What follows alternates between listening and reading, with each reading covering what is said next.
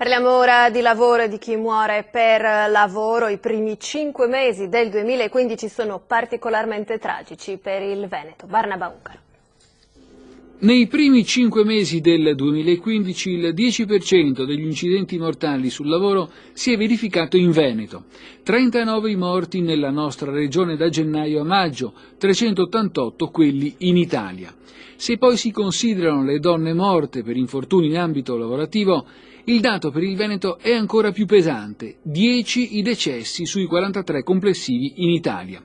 Lo studio è dell'Osservatorio Sicurezza sul Lavoro Vega Engineering di Mestre, elaborato sulla base dei dati INAIL.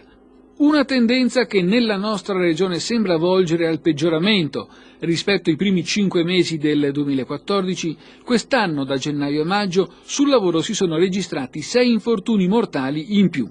Treviso, la provincia veneta più colpita da questo preoccupante fenomeno con 8 vittime, è terza nella graduatoria italiana tra quelle dove si muore di più, preceduta solamente da Roma con 17 decessi e da Milano con 13. Di seguito, in Veneto, Verona e Vicenza con 7 infortuni mortali, poi 4 nelle province di Venezia, Padova, Belluno e Rovigo.